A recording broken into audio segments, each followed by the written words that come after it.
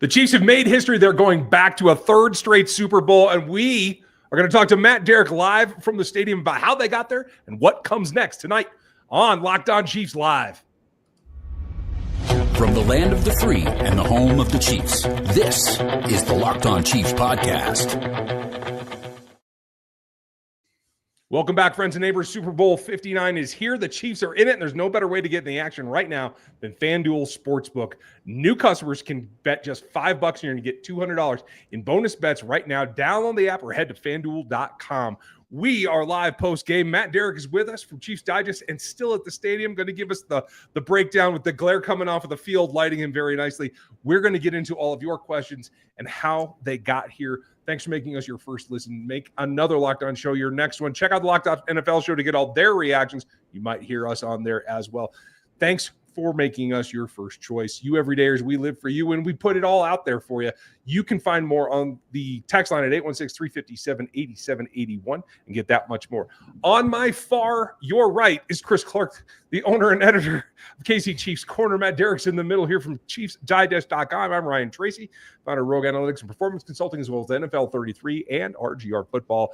We're going to give you our standouts in the game balls, the guys who got it done to get it done to go to the Super Bowl. That's coming up later. Who made the biggest impact that maybe isn't going to get a game ball? We'll see. But we start where it all begins, going back to the Super Bowl for a third straight year. It's kind of breathtaking, and a lot of us have opinions. Chris, what pops in your mind? Tell me if you've heard this before. The Chiefs are headed back to the Super Bowl. And actually, tell me if you've heard this before. The Chiefs are headed back to the Super Bowl to play the Philadelphia Eagles. Hey! Sounds familiar. We were just here a couple years ago. And everything I remember about that game was the Eagles are going to run over the Chiefs. The Eagles have a fantastic team, and I don't want to talk about that Super Bowl too much, but the parallels are already there. Everybody's talking about how the Eagles just manhandled the Commanders, and we're going to talk about this Chiefs-Bills game. But the point is this sets up just like it did a couple of seasons ago. And don't get me wrong, the Eagles are great. But this was a fun game. Matt, you're at the stadium. The glare from the confetti off the field is coming up there pretty hard. How much fun was that game? It was a wild one. I mean, it's another classic for this team. I mean, they just don't play blowout playoff games. It's been a while since we've seen one. And obviously, this team, as you've mentioned, in the situation that they're in, two-time world champions, they get everybody's best shot. And I mean, of the 19 games that they've played so far this season, I think you could probably say they got everybody's best shot maybe 18 times. I mean, there was only maybe one game that maybe their opponent played a stinker. Otherwise, they've gotten everybody's best. And this was another example of that today. I mean, Buffalo played well enough to win, other than the fact that Josh Allen put the ball on the turf a lot and managed to get it back. I mean, that was definitely one of their weaknesses. But this Chiefs team, when the lights are on, they come to play. And they did that in all three phases tonight. Special teams got it done. The defense got it done. Offense got it done. That opening drive was absolutely a work of precision. Had a couple of absolutely incredible stops, even though it looked like the Buffalo was just unstoppable on fourth down. They weren't. They got stops when they needed to. And I mean, and you're right, Chris, it is a broken record. I mean, this is the way that this team wins in the postseason, in the playoffs. They win tough games like this. And, you know, once again, it's if you end the game with the ball in Mahomes' hand, Mahomes is going to win. It's the only difference in this game was that he just it was a little easier. He at least got to kneel down to run it out. But there was still a little Mahomes magic that was required to run out the clock. But once again, I mean, it's just whoever ends with the ball last wins. And if it's Mahomes, he's going to win. And that's the way it rolled out this time. It's rolled out that way in the past.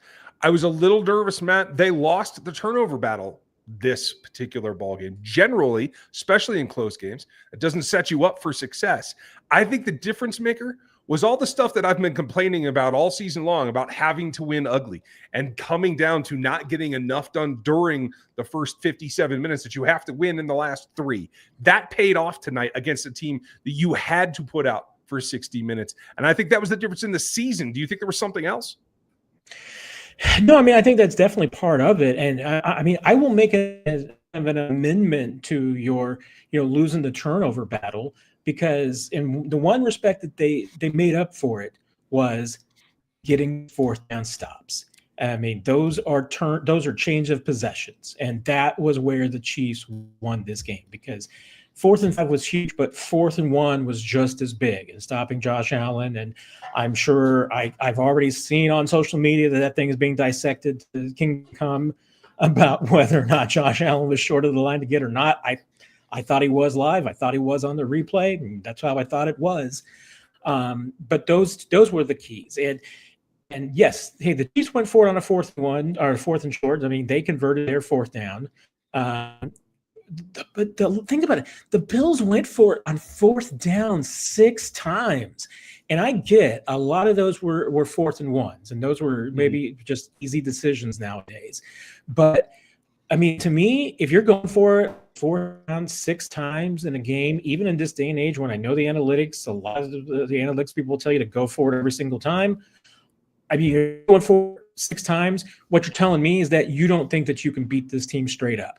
And that's where I think that the aggression of the Buffalo Bills cost themselves. Obviously, they potentially left points, but they did leave points on the field going on 4th down on 2-point conversions.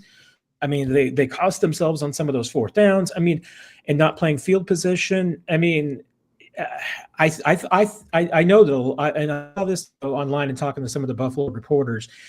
Fans wanted Sean McDermott to be more aggressive. He was more aggressive today. I'm not sure the addition paid off for them. And once again, it comes down to in games like this, best team, the best coach, best quarterback wins. And today, the better quarterback and the coach were Patrick Mahomes and Andy Reid. You know, the funny thing to me, when I got asked to be on Locked On Today earlier, it was the question of how does this Chiefs team continue to get it done? The simple answer is Patrick Mahomes. I mean, that is just the simple answer. And I go back to the first drive of the game for both the Chiefs and the Bills. Go look at the Bills' first drive. Josh Allen came out and almost turned the ball over twice. Not just once, twice on the same drive. And he hasn't turned the ball over all season to that extent. He wasn't locked in this game early on in the game. He got there eventually, but Patrick Mahomes was locked in from the start, and it showed. If they don't turn the ball over in a very uncharacteristic type play for Mahomes with that fumble, I think they score a touchdown there because they weren't not getting stopped. They didn't get to a 3rd down until – I don't even know if they got to 3rd down until maybe the second touchdown drive that they had. I was tracking it, and I was sitting there going, okay, when am I going to get a right one down? It was 1st down, 2nd down, 1st down, 2nd down. And that's what you love to see because this offense was different. And Ryan, you and I talked about this a lot during this week. Hollywood Brown makes a difference in this offense. It is stark how much of a difference he makes in this offense. Matt, what did you see from what Brown was able to do? And the guy that I think is going to stand out from under the radar that I don't think is going to get a game ball but needs recognition is Juju Smith-Schuster. That's the next segment. Yeah, I'm sorry. I was so impressed with him. I have to say something to make sure he gets called out. Considering last week the only wide receiver that caught a pass was Xavier Worthy. Yep. And then what did the Chiefs do on the very first drive, very first play? It's Hollywood Brown gets involved. Juju had a couple of big catches. DeAndre Hopkins has a catch. I mean, they got all of those guys. I mean, good grief! I don't think Justin Watson even shows up in the box score because all he has is a 2-point version. Doesn't necessarily go down as a catch in yards, but I mean, he gets a reception. I mean, the entire receiving core was involved in. Unlike last week, where the Chiefs had a very specific game plan against the Texans, where they were going to avoid the corners at all costs, they used wide receivers as decoys to clear out the middle of the field. Today, there were no decoys. They were attacking that secondary. I mean, and they wanted to attack it more. But, hey, to Buffalo's credit at times, I mean, they did cover pretty well. I mean, they had some breakdowns that the Chiefs absolutely took advantage of. They had some mismatches that the Chiefs took advantage of. But, by and large, I mean, I thought they covered pretty well. I mean, of Patrick Mahomes, even though he had a couple of actually designed runs, which you normally don't have designed runs for Patrick Mahomes, he had a few. But, he had to take off quite a bit just because, the pressure was getting to him. The offensive line, we probably will need to talk about at some point, did a decent job. I mean, it was not horrible today. And if anything, they blocked in a way that at least gave Mahomes outs. It gave him an area to run to, and it gave him an area to escape. And that's something that hadn't always happened this season. So, yeah, I mean, I think all of the receivers absolutely were a big part of this. I mean, even if you're DeAndre Hopkins, you only have one catch. Juju's 2 catches were absolutely tremendous. I mean, he only averaged 30 yards a catch. There's nothing wrong with that. So no, that's why I think this win was a total team effort. I think everybody contributed. Everybody did, and that goes all the way around. Who else made the biggest impacts that we haven't mentioned? That's coming up next. As a small business owner, right now, your work doesn't end when the clock hits 5. Your business is always on your mind, which means that it's time to hire. You need a partner that works just as hard as you do. That's where LinkedIn Jobs comes in and gives you the tools that you need. When you clock out, LinkedIn clocks in. LinkedIn makes it easy to post your job for free, share it on your network, and get the qualified candidates all in one place. So post your job. LinkedIn's new feature can help you write job descriptions and quickly get your job in front of the right people, the right candidates that you're looking for with deep insights. There's a pro tip as well. Add the quote-unquote hashtag hiring frame to your profile picture, and you'll get double the reach of qualified candidates. No wonder 72% of small businesses say LinkedIn finds them the quality hires that they're looking for. Post your job for free at linkedin.com/LockedOnNFL. That's linkedin.com/LockedOnNFL to post your job for free. Terms and conditions do apply.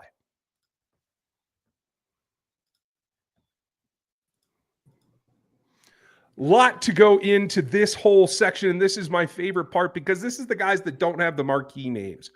Who made the biggest impacts? Well, I'll make an argument from the other side of the ball because you had to stop the Bills as much as you had to play your offense. Mike Bendel, Derek Nottie, Chris Jones underneath, the guys at the point of the spear against those sneaks. The defensive front came through. George Karlaftis provided some pressure. Mike Dana played a hell of a game. It took the whole front to get it done, Matt, and I think that's the unsung hero right now. Even some guys that I think you could point to at times and say had tough games, came up with big moments. Chamari Connor, I thought, had a couple of challenge plays, but he ends up tied with the team lead in tackles with 9, and tripped up James Cook on a really big play in the fourth quarter that really kept the Bills maybe breaking off a really big one. Brian Cook, I think, was the one guy that probably had the roughest night. That I can't, but then he had, I think, a couple of pass breakups. At least got his hands on some balls. And the Chiefs were really close to a couple turnovers on that open field drive. Probably should have gotten one. Yep. And Charles Omenihu was another one because he and Nick Bolton, which one for sure, got that pass tipped on one of those last Bills drives, but they were both involved. And Nick Bolton, for crying out loud, had a pass break in coverage. I mean, give the man some breaks about that one for all the grief that he takes about his pass coverage. He had a nice play today. So yeah, it was. I mean, that's why I say it was a team effort. You can go up and down the lineup, especially on the defensive side. And like I said, anybody who had some rough snaps, some bad moments, boy, I think every single one of them had some big plays at the end. And one thing, maybe we end up talking about later this week, Ryan. But to me, it's, you look at the field and who was on the field for 4th and 5. I mean, yes, it was a 4th down passing situation, 3rd down passing situation kind of a thing. But you look at who was on the field. Jaden is on the field. That's another guy that, I mean, it says a lot about where this team is and where Jaden Hicks is, that on 4-5, he's one of the 11 out there. Yeah, it's crazy to me. You watch what he has been able to do this season. He has just progressed, and it was something that we saw in the offseason, so it doesn't surprise me. This kind of goes back to the past couple of years. Chamari Connor had a great start last year. He came on late in the year. But the thing, and I tweeted this out, I quote tweeted this out, Trey Wingo actually had this, the Chiefs draft class from 2022 knows nothing but going to the Super Bowl. 3 years at this point. They know nothing about anything else other than going to the Super Bowl. And you look at that, what that means is you get in situations where, for example, a perfect example of this, Trent McDuffie, who is one of the best corners in the NFL, has a very rough play in the end zone against Mac Hollins. Josh Allen put the ball perfectly where only Mac Hollins could go get it. But Trent McDuffie makes a play late in the game, just like you said, Matt. Trent McDuffie, superstar, comes in at a moment that you don't expect because you're not expecting the corner blitz on 4th and 5. That is crazy. They scored twice on 4th down. This Chiefs team and this Chiefs defense played a good game. They forced 3 fumbles, but they didn't recover any of them. So, there's things to like there as well. And, offensively, you look at this, and Samaje Perine, say it's not a big impact all you want. Thank you, Denver, for allowing him to get out and being in Kansas City. Matt, who on the offensive side of the ball stood out to you that maybe we're not going to be talking about with impacts, but maybe not getting a game ball later? One thing that we're going to be probably talking about that is just what we're not talking about. We're not talking about the offensive line this down today. It was not always pretty. This might be one of those. I haven't heard what Andy Reid said today, so I don't know if he extolled the virtues of the offensive line and loved them up tonight, or if it was, hey, it wasn't always pretty, but they got it done. It wasn't always pretty, but they got it done. I did not hear anybody's name called out tonight to say, hey, you know what, Joe Thuney getting beat. Hey, John Taylor's struggling. Hey, so-and-so is committing penalties. Didn't happen tonight. So, that's kudos to the offensive line for getting it done. I know that group was extremely happy after the game in the locker room. They were probably one of the more boisterous bunches in the locker room. I think they were really proud of the fact that, they kept Holmes as clean as they could and did a good job. We talked about the receivers. Once again, I think it was a total team effort. And probably Kareem Hunt is the guy to me that I don't know if the Chiefs win this game without Kareem Hunt. It's certainly Mahomes put this team on his back, but Kareem just once again had some key runs when they needed it. The 12-yard touchdown, I think, really set the tone for the day. I think you had complete faith that if Kareem got the ball, he was going to get what this team needed. And I think he's just done that ever since he got here. And, and Brett Veach, was pretty emotional talking about Kareem after the game and just the fact that he's getting his chance to go to a Super Bowl now because this team knows how important it is to Kareem. They know how important it is to DeAndre Hopkins. They know how important it is to Hollywood Brown. Those guys are getting their first chance, and it means a lot to them. I think that's the key difference, the motivation. Some comments by Hopkins post-game were very succinct and I think very a flag at the top of the mountain about what this is about for them. And we can talk about next year after this next 4 quarters. But that motivation to play together, I think that's the thing that stands out here. Not to slight Isaiah Pacheco. He hasn't been the same since the rib injury, let's be real. But it takes that 1-2 punch, and you have to be able to move the ball on the ground in order to supplement. And I agree with you, and I will just say, to add on for Kareem Hunt, it's the yards after the contact, when the play ought to be done, that it isn't. That's the key here that you're getting from help moving the ball. He had a play where he was, 3 yards dead in the backfield, dead to rights, and made it a 3-yard gain.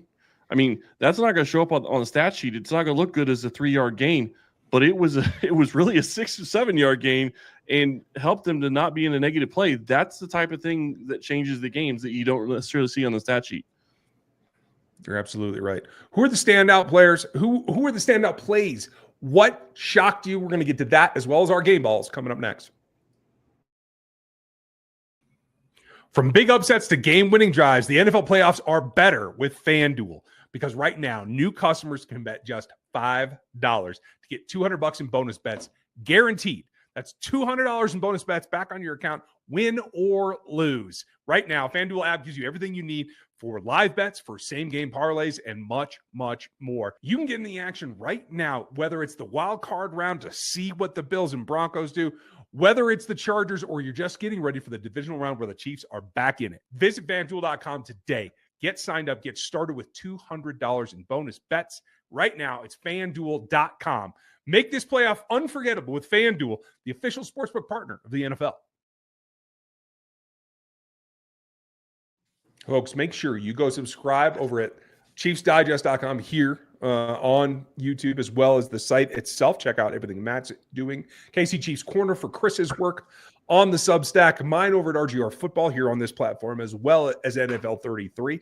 We have a lot for you, but standing out is what it comes down to. When I take a look at the stacks, Matt, two things show out to me. First, both teams got 5 third-down conversions. It took the Bills 14 tries to do it. It took the Chiefs 9. There's a big plus. It happened also that I can't say this with more shock in my voice than I'm trying to right now. Patrick Mahomes was the better quarterback on the ground and in the air. He outplayed Josh Allen all the way around tonight, and I didn't expect to say that going into this game. What did you think of him? Yeah, I mean, I didn't realize until I looked it up that this is the first time that Mahomes has had more than one rushing touchdown in a game. And so, yeah, for him to outplay Josh Allen on the ground, I mean, if you had told me that before the game, then I'm absolutely saying, okay, yeah, the Chiefs are winning. Right. Yeah, I'd have thought the Chiefs might have won by a wider margin than they did, but that speaks volumes about the fact that, you know, this was not a game that was playing Allen through the air. He was outplaying him on the ground with his feet, and there was a couple. I mean, those are just a couple of the plays that Mahomes made. I mean, maybe the only other quarterback in the league that can make them is Josh Allen. I mean, that to me was a big standout. But for me, the standout plays, I think of Nico Remigio, that punt return sets up one of Mahomes' touchdowns. That was huge. And I'll always go back to those 2 fourth downs. I mean, those 2 fourth downs were, I think, the game winners for the Chiefs. You look at this, Mahomes out Josh Allen in this game. I mean, that's really what it comes down to. He beat Josh Allen the way Josh Allen usually beats other quarterbacks. And before the game, I was actually talking to some people about this game, and it's funny because you go back 10 years, you have Brady versus Manning. Or 15 years, it's Brady versus Manning. It's always Brady versus Manning, Brady versus Manning. Now it's Mahomes versus Allen. And who won most of those times in the playoffs? It was almost always Brady. Don't get me wrong, Manning got there once or twice, but it was almost always Brady. And now it's Mahomes and Allen. And it just continues to be Mahomes in the postseason, Allen in the regular season. And Mahomes takes it to a whole new level. The way he ran the ball tonight, I haven't seen him run in a long time. And this is also something that we haven't seen. When was the last time he went into a Super Bowl actually healthy? Because I cannot remember. Maybe the Bucs year, the one that they lost, he went in healthy, but he didn't come out healthy. That offensive line made sure he didn't come out healthy. But you look at how this team's been built around him and what he's able to do with the ball. And, Matt, you made a great point earlier about all the wide receivers. I think in the first segment, this team has been remade to fit specific items, and these wide receivers bring different things to this team that they haven't had in a long time. And it's crazy because you have 2 guys that are on this roster that nobody really wanted in Juju and DeAndre Hopkins. You could have had either of those guys. And there's 2 other people that we haven't really talked about, maybe even passing, but we need to talk about in the fact that they won this game. And one of them, stood out to me because when Patrick Mahomes was talking in his post-game press conference, he was getting asked about some specific plays, and it seemed like repeatedly he was like, well, yeah, you know what? This was actually the same play that, ran against the 49ers in the Super Bowl for Travis Kelce's touchdown, except this time I was on the run that Patrick had for his option run. There was just another variation off of that. It's just another reminder. Andy Reid will run plays, and then, he runs them with the purpose of showing everybody in the league that, look, put it on film. You can see it. Guess what? The next time you see that formation, the next time you see that play, you're going to see a different option of it. You're going to think you know what the play is, but that's not what the play is. So, that's one. And the other one, of course, and it probably stayed up because Clark Hunt actually dropped the line that I think everybody will enjoy. during his press conference when asked about, like you mentioned, Ryan, about having Trent McDuffie corner blitzing on 4th and 5. And, Clark was asked about, well, what do you think in a situation like that? And he summed it up with, well, like my players, I trust these Spags. So, I mean, Steve Spagnuolo and Andy Reid, they won this game. I said right before that play, just real quick, Ryan, I said right before that play, if they're going to get Josh on this play, it's got to be something that Josh hasn't seen and Josh isn't expecting. There's no way you're expecting a corner blitz on 4th and 5. Well, and to his credit as well, no one talks about Reed. Reed was sent on that play as well. So there were 3 defenders chasing him. And without Karlaftis was the guy that got him. Right, exactly. Who did his job that maybe people didn't expect to. There's a lot of things that stepped outside of the expectations. Here are just a couple more before we get to game balls. If you had told me Matt Collins would lead this team in receiving against the Chiefs, I would have told you were nuts. You look at the guys who have hurt them in the past. Kincaid and Knox combined for 3 catches for a total of 20 yards. They limited Shakir to 46. Yes, Cook got loose, but a whole lot less than he has in the past, and people are worried about Saquon already. I will tell you this. The defense was prepared, and they were able to take away the things they had to take away. And yes, they got beat up a little by some other things. It was enough to get a W, and that's all that matters. We've said it all year long. Just get the W. So, Matt, you get to go first as our resident in-house beat reporter. Who gets your game ball? Well, there's a lot of guys that got a game ball, but let's face it. I mean, the Chiefs are not in this position without Patrick Mahomes. And this was a Patrick Mahomes over my dead body game, as my dear friend Therese Paylor would have said. He was simply not going to let the Chiefs lose this game. And the gutsy way that he won it with his feet. I mean, this wasn't a game where he's throwing for 300 yards and just running up and down the field. It is with, complimentary football. He helped make sure that the Chiefs had sustained drives. He picked up first downs when he needed to. He didn't put the ball in danger's way. I mean, really, the only mistake that the offense had all night was that missed communication on the RPO between him and Pacheco that puts the ball on the turf. Other than that, I mean, it was a near perfect performance from Mahomes, and just his decision-making and execution. I mean, it was just flat out perfect. I mean, there was just no notes. He did everything that he needed to do to make sure this team won, and it's just more Mahomes magic. On that point, one of the things that's been said about Mahomes all season long is that they've changed the way they're playing on offense. And I understand that there's area yards, and I don't have the stat for area yards, but 9.4 yards per attempt tonight. That stands out to me. That is something that if they're going to do that, this is going to be a better offense, and it's going to be a lot of fun against the Philadelphia Eagles. The one I'm going to give my game ball to, it's funny because if you go back, we can go back to May or go back to April when the draft happened. Buffalo trades back with Kansas City. Kansas City moves up and goes and gets Xavier Worthy. Xavier Worthy had 6 catches on 7 targets for 85 yards and a touchdown and 2 rushes for 16 yards. Buffalo comes back a couple of picks later and takes Keon Coleman, who had 1 catch on 4 targets for 12 yards. Obviously, one game does not a career make. I get that. But Xavier Worthy showed his value, and he showed how he's able to help this team. And I'm not going to call him Dante Hall, but he looked like a jitterbug at times. And that wasn't something he's done a lot of. Kind of made you a little worried because I thought the couple times I saw him do it, he wasn't going to get the first down because he stopped just short. But if he's able to bring that into his game, this is going to be a fun offense to see the next week or in 2 weeks. It certainly is. I will tell you this, Matt. I hadn't heard that quote from Clark Hunt until you just said it. And so I want to echo it. And I want to stress to this fan base how rare that is. We've seen in the last few weeks some craziness around this league. There's an owner that kept his GM just to turn around and fire him on the whim of a coach 2 weeks later. To have your owner put that faith in you as a coordinator, a guy that doesn't get to see him every day, that is special. Steve Spagnuolo gets my game ball because he had everybody at every level of that defense ready to come. Were there lumps? Were there flaws? Absolutely. There always are. But in the end, this offense, as good as it was, could not have won this game without this defense stopping the Buffalo Bills. And that is balance. That is complementary football. And you can't get it done without Spags. So he gets my game ball tonight. Let us know who you guys want to give yours to in the comments down below. I got an honorable mention really quick. I think Mike Dana deserves some praise.